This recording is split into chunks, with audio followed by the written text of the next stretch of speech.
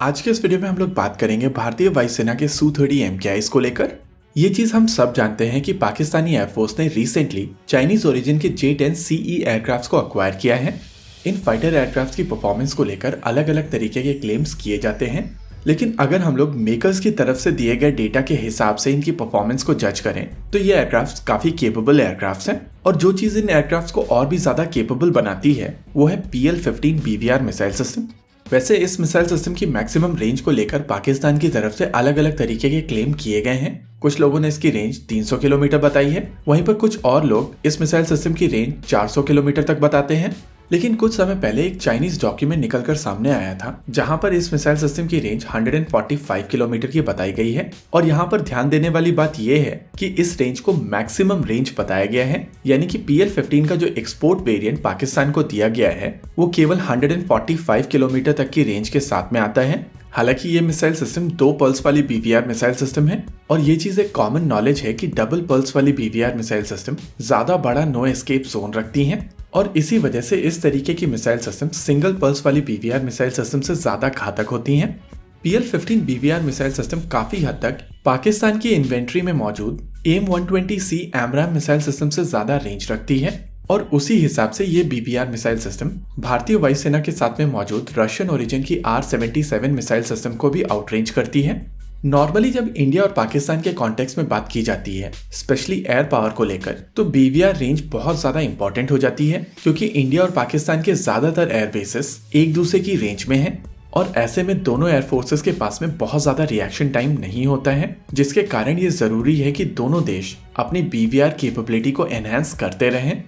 Pakistani air force के F-16 और भारतीय वायुसेना के Su-30 MKI काफी हद तक सिमिलर रेंज की BVR missile system historically carry करते आए हैं, लेकिन ये इक्वेशन पूरी तरीके से बदल गई थी जब भारतीय वायुसेना की तरफ से रफाल फाइटर जेट्स को इंडक्ट किया गया था और रफाल फाइटर जेट में मौजूद ramjet powered BVR missile system Meteor हर एक पाकिस्तानी मिसाइल को आउटरेंज कर सकती है। लेकिन ये चीज हम सब जानते हैं कि भारतीय वायुसेना के पास में Rafale fighter jet limited number में है और इसी चीज को देखते हुए पाकिस्तान की तरफ से J-10 CE एयरक्राफ्ट्स को अक्वायर किया गया था ताकि भारत और पाकिस्तान के बीच में जो डिस्पैरिटी बन गई है उसको मिटिगेट किया जा सके। लेकिन कुछ रीसेंट डेवलपमेंट्स के बाद में ये डिस्पैरिटी और भी ज्यादा बढ़ने वाली है क्योंकि अब भारतीय वायुसेना के Su-30 MKI इजरायली ओरिजिन की डबल पल्स वाली BVR मिसाइल सिस्टम IWER के साथ में आएंगे।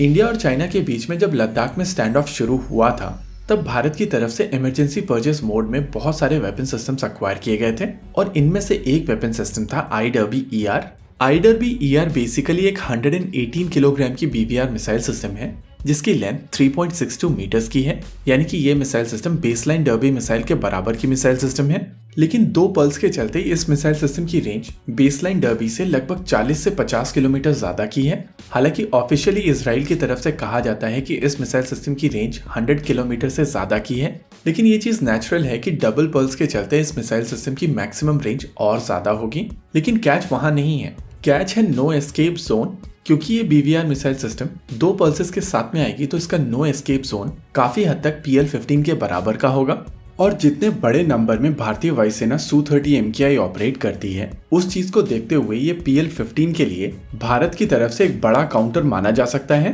देखिए, indigenous BVR missile system अस्त्रा mark 2 जो डबल पल्स के साथ में आएगी उसके डेवलपमेंट में थोड़ी डिले हुई है और इसी चीज को देखते हुए IWER और भी ज्यादा क्रूशल हो जाती है, जिसके कारण ये कहा जा सकता है कि इस समय भारतीय वायुसेना के पास में पाकिस्तानी PL-15 के लिए मीटियोर और IWER 2 ऑप्शंस हैं जो भारत और पाकिस्तान के केस में BVR मिसाइल सिस्टम की इक्वेशन को पूरी तरीके से बदल के रख देगा। इसी के साथ आज के इस वीडियो में रखते हैं केवल इतना ही। वीडियो को अंत तक देखने के लिए धन्यवाद। देखते रहिए अल्फा डिफेंस। जय हिंद।